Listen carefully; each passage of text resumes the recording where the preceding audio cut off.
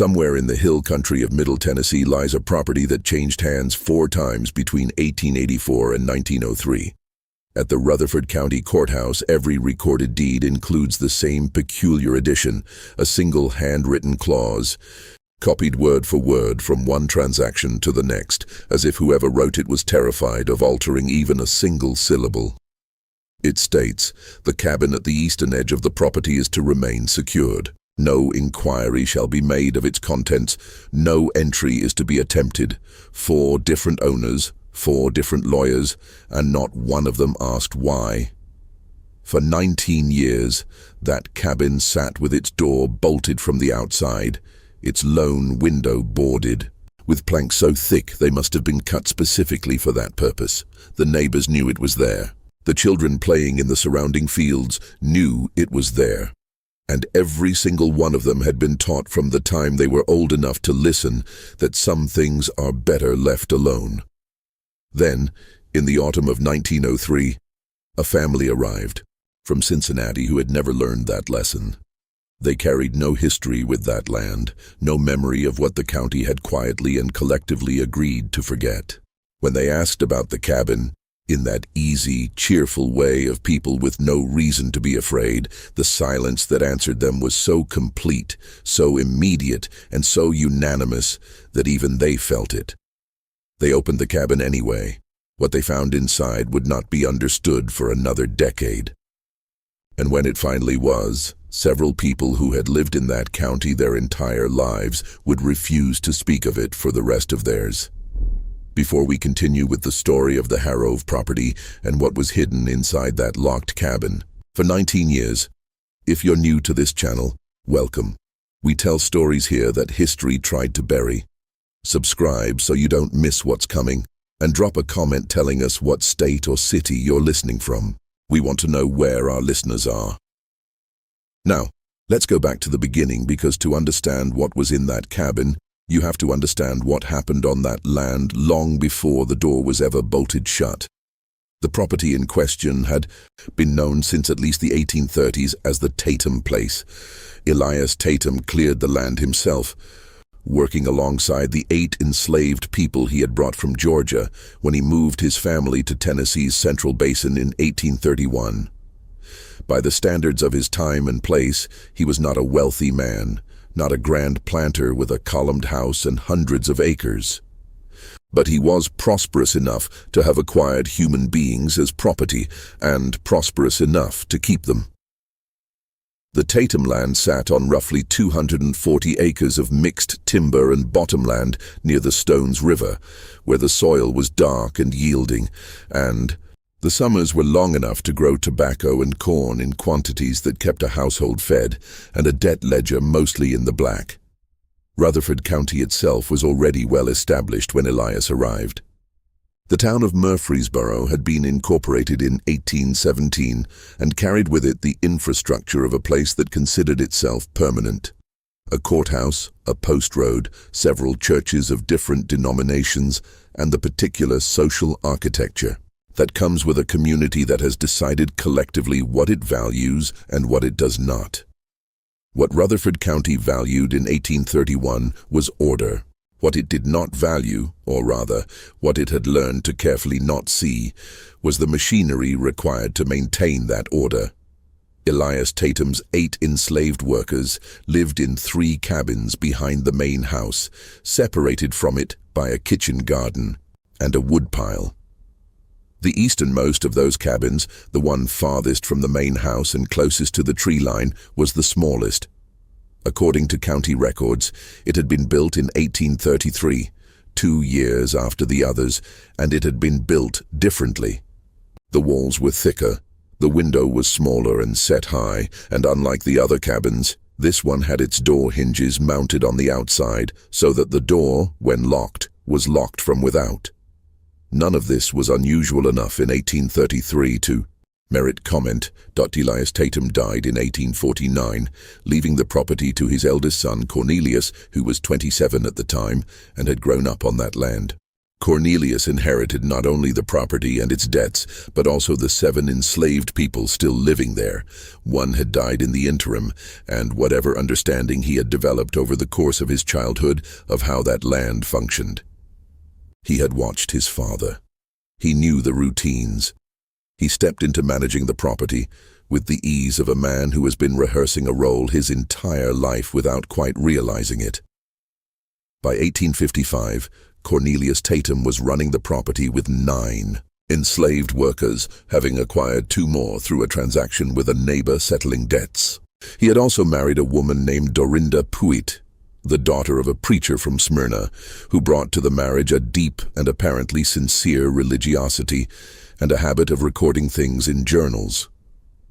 It is Dorinda's journals, 3 of them, discovered in a trunk in the Murfreesboro Public Library in 1914, that provide the most detailed account we have of what life on the Tatum property looked like in the years before the war. She wrote about her garden, her children, 3 of them born between 1856 and 1861, and the weather with the specificity of someone who understood that weather governed everything in a farming household: planting, harvest, travel, the health of animals and people alike. And occasionally, tucked between entries about scripture and household management, she wrote about the Eastern cabin. Not often, not with any apparent alarm, but she wrote about it. The first mention comes in an entry dated March of 1857. Cornelius has moved Amos to the East cabin alone. He says it is necessary for the management of the others. I did not ask further. The second mention is from July of the same year. The East cabin is kept locked at night now. Cornelius carries the key himself. I have not seen Amos at the communal meals in some weeks. Eliza brings food to the door. Then nothing for almost 2 years. The third mention is from January of 1859, and it is different in tone. Dorinda's handwriting, usually neat and consistent, becomes erratic, the letters pressing harder into the page as though she is fighting something as she writes.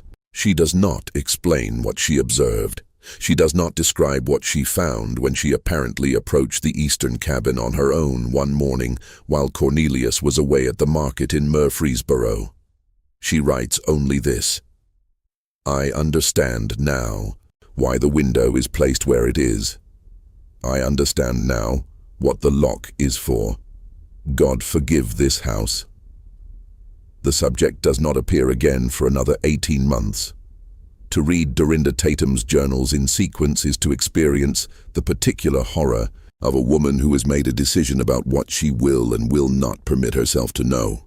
She was not ignorant. She was educated, literate, and clearly capable of sustained moral reflection. Her entries on scripture are thoughtful and sometimes startlingly nuanced. But she had married into a system, and she lived inside it. The cost of truly seeing that system was a cost she appears to have decided she could not pay. So she looked away, and the East cabin stayed locked. And Amos, whoever he had been before March of 1857, disappeared entirely from the written record of the Tatum household. The Civil War arrived in Rutherford County with a force that surprised even those who had been anticipating it. The Battle of Stones River, fought at the very end of December 1862 and into the first days of January 1863, was one of the bloodiest engagements of the entire conflict.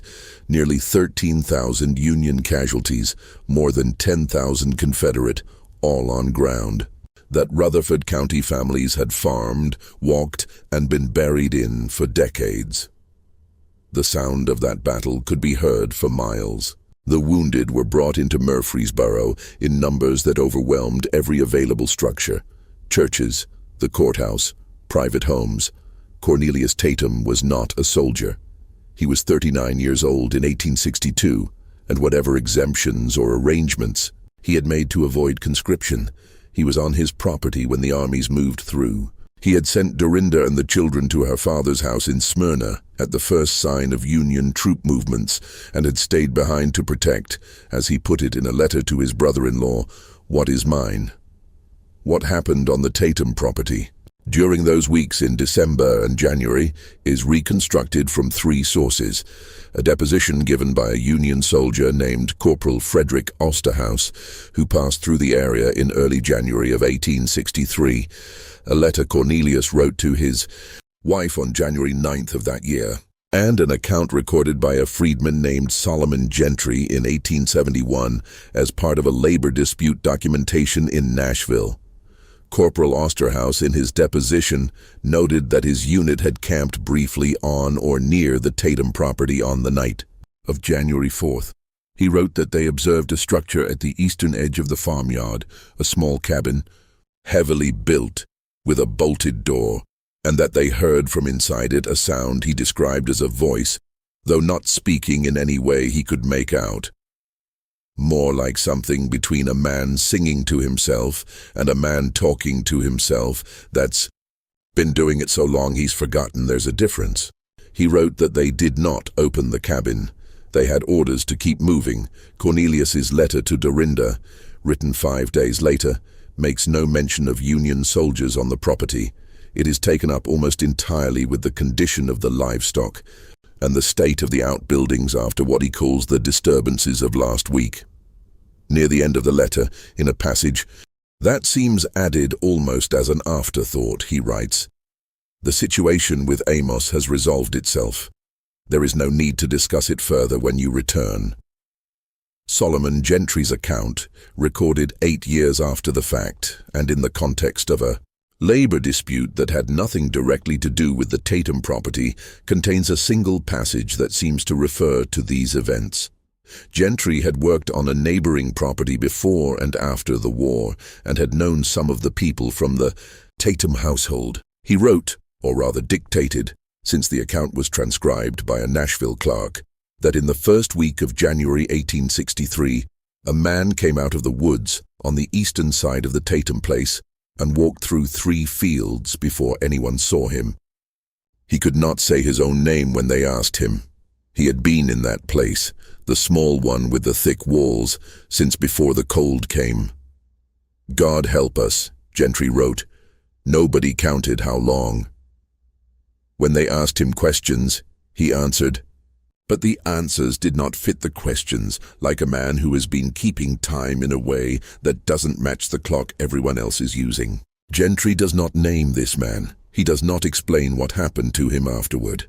The account moves on to other matters, and the passage sits there in the middle of a labor document, like something that wandered in from a different story. It is the only surviving first-hand account that might, if read carefully enough, describe Amos walking out of the east cabin during the chaos of the battle's aftermath. Or it might describe someone else entirely. The documents do not resolve this question. They only raise it, and then fall silent, the way documents from that era often do when they brush up against something that the people keeping them had decided collectively not to record. Cornelius Tatum survived the war, but his property survived it less well. The tobacco fields had been largely disrupted, fences were down across much of the acreage, and the labor arrangements that had sustained the farm were, with emancipation, dissolved entirely. Several of the people who had been enslaved on the Tatum property left immediately. A few remained for wages that Cornelius could not consistently pay. Dorinda returned from Smyrna in the spring of 1863 with the children and resumed her journals. She wrote about the difficulty of the Reconstruction period with the same careful attention she had brought to everything else: the practical challenges, the changed social landscape, the bewildering new arrangements of a world that had been, as she put it, turned on its face and set back down, and nothing is where it was before. She does not mention Amos again. And she does not mention the East Cabin again, not by name. But in an entry from September of 1863, she writes something that scholars have found difficult to contextualize. Cornelius has begun to use the East Cabin for storage, tobacco tools mainly. He changed the door hardware last month. I do not know why I find this significant. Perhaps because I have spent 6 years not looking at that door, and now every time I cross the yard, I look at it without meaning to. The East Cabin then became a storage shed. The property limped through reconstruction, losing acreage as debts came due, selling parcels to neighbors, and eventually to a land company that was consolidating farmland in the area. By 1875, the Tatums held only about 60 acres of the original 240. Cornelius died in 1877 of a lung ailment that had been worsening for years. Dorinda sold the remaining property the following year and moved to Murfreesboro proper to live with her eldest daughter. The property passed to a man named Warren Gillespie, who had come to Rutherford County from Virginia after the war and built a modest business trading in farm equipment and seed. He was not a farmer himself. He leased the fields to tenant families and maintained the main house primarily as a residence. He was the first owner of the property with no living memory of the Tatum household and therefore no particular reason to regard the east cabin with any specific attention. But he still did not open it. This is the detail that becomes harder to explain as you move further from the war's immediate context. Gillespie did not open the east cabin, and the family that purchased the property from Gillespie's estate in 1889, a couple named Holt, originally from North Carolina, did not open it. The deed both times contained the handwritten addendum: "The cabin is to remain secured. No inquiry is to be made." Where did that language originate? Gillespie would have needed to consult someone local when he purchased the property, a lawyer, a neighbor, someone familiar with the county and its arrangements. Someone told him about the clause. Someone explained, however obliquely, why it existed, and he accepted it. He did not push. He did not ask. There is something telling in this. Not that people kept the cabin locked. That is explicable in any number of ways, but that each successive owner accepted the clause without apparent resistance, without documented curiosity. This suggests that the explanation they were given was sufficient, that whoever told them about the cabin told them enough to make them understand that opening it was not worth whatever they might find. What were they told? That question is unanswerable from the documents alone. But it is the question that the new family arriving from Cincinnati in October of 1903 did not know to ask. Their name was Peyton. Arthur Peyton was 34 years old, a bookkeeper by trade, who had decided, with the particular optimism of a man who has spent his adult life behind a ledger and begun to feel the walls closing in, that he wanted to try farming. His wife, Catherine, was 31 and had grown up on a farm in Indiana with mixed feelings about returning to one that she kept largely to herself. They had 2 children, a boy named Edmund, 9, and a girl named Vera, 6. They had purchased the property mostly unseen through a land agent in Nashville who had described it as a fine Middle Tennessee farm with solid improvements and excellent soil. The price was favorable. Arthur took this as a sign of opportunity rather than, as perhaps it should have been, a reason for curiosity. They arrived on a Tuesday in late October when the leaves on the surrounding hills were full in their color, and the air had that particular quality of Tennessee autumn, cool in the mornings, warm by afternoon, the light coming in at an angle that makes everything look as though it's being observed rather than simply existing. Catherine stood in the farmyard, looked at the house, outbuildings and fields, and said that it was beautiful. Arthur agreed. Edmund immediately ran toward the tree line to see what was there. It was Edmund who found the east cabin first. He came back to where his parents were unloading the wagon and reported that there was a little building at the edge of the yard back toward the trees, that it had boards over its window and a very big lock on the door, and that the lock looked very old. Arthur walked over to look at it. He examined the lock, indeed old, a heavy iron padlock of a design not manufactured in at least 30 years. He examined the door and the boards over the window. He walked around the structure once, noting the thickness of the walls and the quality of the construction. Then he went back to unloading the wagon. That evening, after the children were in bed, He mentioned it to Catherine. She asked if the land agent had said anything about a storage cabin on the east side of the property. Arthur said he didn't recall it coming up. She said someone must have the key then, or they'd have to cut the lock. Arthur agreed and said he'd ask around in town the following week. He asked around in town the following week. The response he received was not hostile, not dramatic, in fact quite polite. The hardware store owner said he wasn't sure who might have the key to that particular lock. The postmaster said he didn't know much about the property's history. Two neighbors encountered in the street said they weren't familiar with the details of the outbuildings over there. A woman at the dry goods counter said pleasantly that some things on old properties are best left to settle themselves. Arthur Payton was from Cincinnati. He had been raised in a city where the past was something that happened elsewhere, in other people's families, in other places. He was not attuned to the particular frequency of a community that has made a collective decision to not know something. He heard the vagueness in what people said and attributed it to the natural reticence of rural Tennesseans toward newcomers. He did not hear the agreement underneath it. He went back to the property and cut the lock. He used a cold chisel and a hammer from the toolbox he brought from Cincinnati, working at it for the better part of an hour because the iron was old and dense and had not been designed to yield to anything. Catherine stood a few yards back, watching. Edmund and Vera had been sent to occupy themselves in the front of the house, away from the east yard. The morning was overcast, the light flat and grey, the trees at the edge of the property already stripped of most of their leaves. When the lock finally gave, Arthur pulled the door open. The smell that came out was old and enclosed and complex. Wood, earth, and something else. Something Catherine, who had grown up on a farm, recognized, without quite being able to name immediately.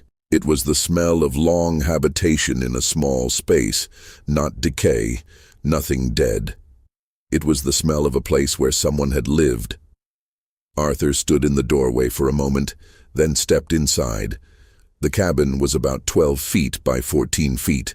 The floor was packed earth, worn smooth. The walls were bare logs, the chinking between them dried and cracked in several places. High on the eastern wall, just below the roofline, was the window with its boards still in place. The light that came through the gaps was thin and fell in stripes. Across the floor, along the south wall, was a plank shelf. On the shelf were objects, a tin cup, badly rusted, a piece of rag unrecognizable as anything specific, a small wooden implement of uncertain purpose, hand-carved, worn smooth with handling, and beside the shelf, on the wall, a series of marks scratched into the wood of the log itself, deep enough to have required sustained effort. Marks arranged in groups in a counting pattern, the kind of marks a person makes when keeping track of days. Arthur Payton stood in the east cabin for a long time looking at those marks. He was a bookkeeper. He counted things for a living. He counted the marks. There were, depending on how you grouped them, somewhere between 480 and 520 days worth of marks on that wall, approximately 16 to 17 months. He came out of the cabin and looked at his wife. She was watching him from where she stood in the yard, her arms folded against the October chill. She could tell from his face that something was wrong. She asked what was in there. He said it used to be where someone lived. She asked who. He said he didn't know yet, but he was going to find out. That evening, he sat at the kitchen table with a lamp and began to write down questions. Not answers, just questions, in the careful, organized way of a man who has spent his working life making sense of numbers and what they represent. Who had been kept in that cabin and why? For how long? Who had authorized it? Who had maintained it? And who, after everything that had apparently happened there, had decided that the door should be locked from the outside and not opened again? The questions covered 2 pages. He folded them and put them in his coat pocket. Then he went to bed and lay awake for a long time, listening to the wind moving through the bare trees at the eastern edge of the property, coming from the direction of the cabin, whose door now stood open for the first time in 19 years. It was not difficult for Arthur Peyton to locate the county records. He was systematic and patient, and the Rutherford County Courthouse, rebuilt after substantial war damage, maintained reasonably organized deed and property records going back to the county's founding. What he found there over several visits, across November and December of 1903, was a paper trail, illuminating in its outlines, but maddening in its gaps. He found the succession of property sales, each with the clause about the cabin. He found Cornelius Tatum's name and his father Elias's name and the dates of their respective deaths. He found the assessment records from before the war, which listed the enslaved people on the property by first name only, as was standard, recorded not as people, but as property values, each followed by an age and an approximate dollar amount.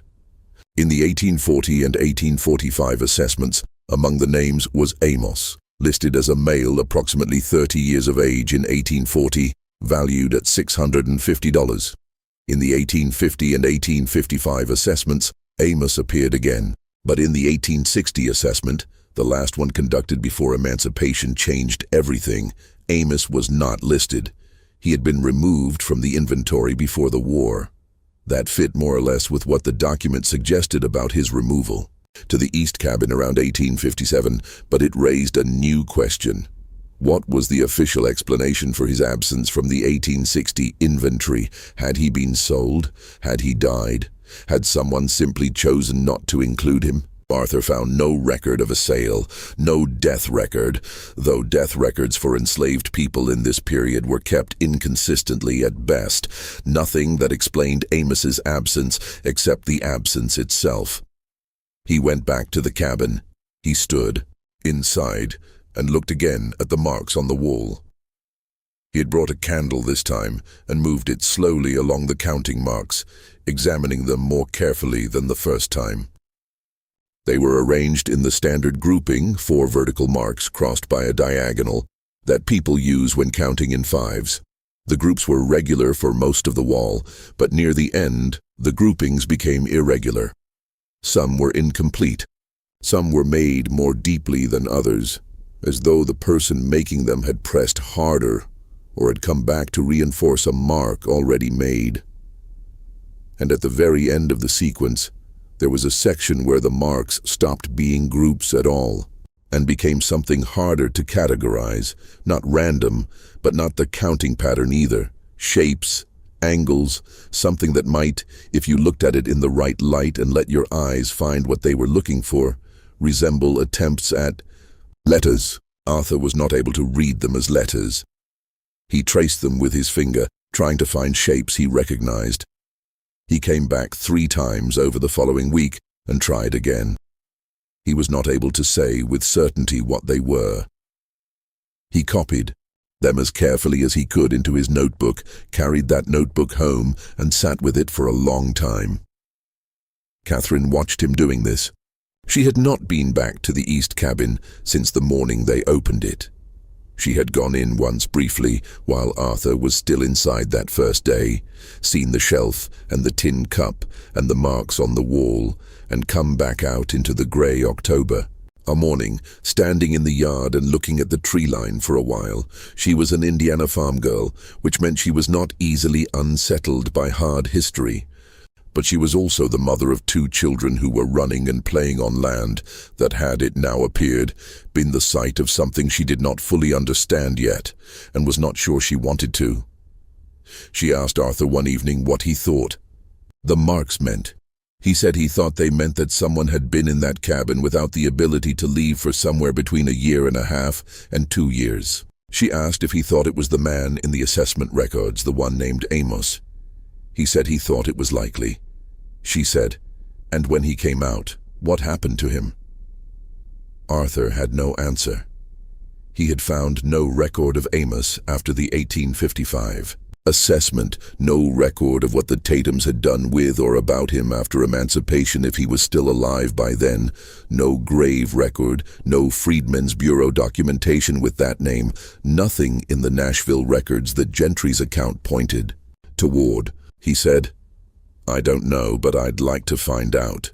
She said, "I know you would.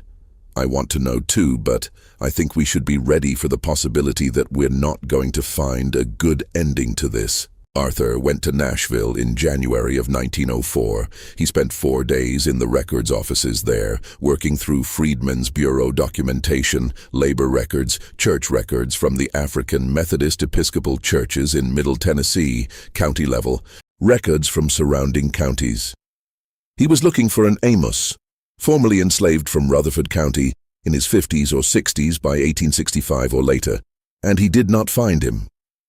What he found instead changed the shape of what he thought he was looking for.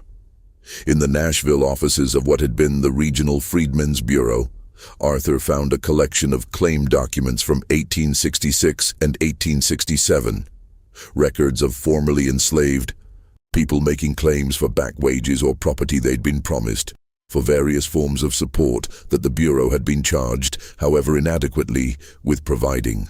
Most of the documents were routine, the desperate bureaucratic records of people trying to establish a foothold in a world that had just technically acknowledged their humanity while doing very little to practically support it.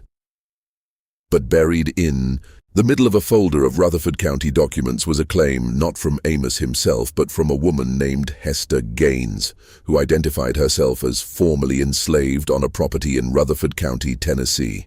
Her claim was for wages owed by the estate of Cornelius Tatum. At the bottom of her claim form, in the space provided for additional information, she had written, or had dictated and had written for her, a single sentence she apparently felt was relevant to her case. There is a man who was on that property who was not freed with the others, and I do not know if he is alive. His name is Amos J. Bird. Someone should look for him. Amos J. Bird, not just Amos, a surname, or rather the kind of name that enslaved people sometimes carried as a form of identity that existed outside the records kept by the people who owned them. A name that meant something to Hester Gaines, who had known him. A name that meant he was a person with a history that extended before and beyond his captivity. Arthur Peyton sat in the Nashville records office with that document in his hands and felt something shift in his understanding of what he had found in that east cabin. He had been thinking of it as a mystery, an old, troubling mystery, but a historical one, something that had happened and been resolved one way or another in the distant past, the kind of thing that leaves marks on walls and then is over. But Hester Gaines's 1866 notation suggested it had not been resolved, that there had been someone in 1866, a year after the war ended, who was still asking about Amos J. Bird, who had made an official claim in the records of a government bureau in Tahiti, the hope that someone would look for him. Whether anyone had looked, Arthur could not determine. There was no follow-up document in the folder, no resolution, just Hester's sentence sitting there in the Freedmen's Bureau records for 38 years, unanswered. If you've been with us this long into this story, you already understand why nobody wanted to talk to the Peytons about that cabin. Leave a like if this is hitting you the way we think it is, and share this video with someone you think needs to hear it. Because what Arthur found next, in the records he hadn't thought to check yet, is the part that changes everything. The key to what happened, the mechanism of it, the specific human decisions that produced that east cabin and what it contained, came not from the grand repositories of Nashville, but from the basement of the Murfreesboro Methodist Church, where a deacon named Cyrus Ledbetter had, for reasons he himself apparently could not fully explain, preserved a collection of correspondence and personal documents belonging to several local families. He had gathered them after the war, during the period of displacement and upheaval, when households were dissolving and their contents being scattered, and had put them in wooden boxes and kept them in the church basement, because, as he told Arthur, when Arthur tracked him down in the spring of 1904, papers about what happened here should stay here, whatever they say. Cyrus Ledbetter was 71 years old, born in Rutherford County, and lived there his entire life. He received Arthur in his home, small and neat, smelling of pipe smoke and old paper, listened to what Arthur had found and what he was looking for, then got up, went to a cabinet, and came back with a bundle of documents tied with a faded blue ribbon, setting them on the table. The documents included several pieces of correspondence involving Cornelius Tatum, letters he had written and letters he had received. Ledbetter had obtained them, he explained, from Dorinda Tatum's daughter, who had found them among her mother's effects after Dorinda died in 1891. Arthur read through them carefully there at Ledbetter's table, with the old man watching him from across the room. The picture that emerged was not simple, and it did not resolve into the shape Arthur had been expecting.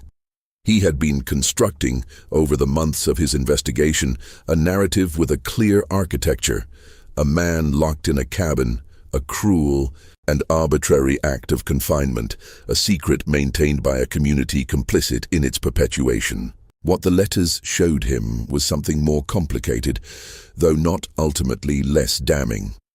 Amos J. Bird had, according to a letter Cornelius received in 1856 from a man in Murfreesboro named Thaddeus Creel, been involved in what Creel described as communications of a dangerous nature with a free black population in Nashville. Creel was, as best Arthur could determine from context, some kind of informal liaison between local property owners and the county's law enforcement apparatus. The kind of man whose precise role is never quite officially articulated, but who, everyone understands, performs a function in maintaining the order of things. The communications Creel referred to were, reading between the lines of his careful language, connected to the broader network of correspondence and mutual assistance that enslaved and free black people in the South maintained as a form of resistance and survival. Amos J. Bird, it appeared, had been writing or sending word by other means, since literacy was dangerous and often illegal, to people beyond the Tatum property. He had been in contact with people in Nashville. He had, Creel wrote, made himself a problem that requires a solution before it becomes a larger one. Cornelius Tatum's response to this letter, a draft of which was in the bundle Ledbetter had preserved, was measured and careful. He wrote that he understood the concern, that he would manage the matter privately, that there was no need to involve the county's formal structures, which would create records and attention that served no one's interests. He would handle it himself. Handling it himself meant the east cabin. It meant the thick walls, the high window, the lock from the outside. It meant removing Amos J. Bird from the visibility of the other enslaved people on the property, from the visibility of neighbors and travelers and county assessors, and placing him in a state of enforced invisibility from which Cornelius clearly calculated the problem he represented would simply stop existing. This was not an unusual calculation for its time and place. This is part of what makes it so difficult to look at directly. It was a form of control that existed within the broad tolerance of a social system that had decided certain things were not crimes and certain people were not victims. Cornelius Tatum did not lock Amos J. Bird in that cabin because he was uniquely cruel. He did it because the system in which he operated made it possible, and the community around him made it acceptable, and no one in a position to object had sufficient power to do so. What happened in that cabin over the 16 to 18 months that the counting marks suggest, the documents do not say.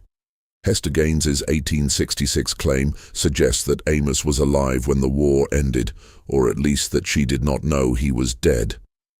The disoriented figure in Solomon Gentry's account, the man who walked out of the eastern woods in January of 1863 and could not fit his answers to the questions asked of him, may or may not have been Amos.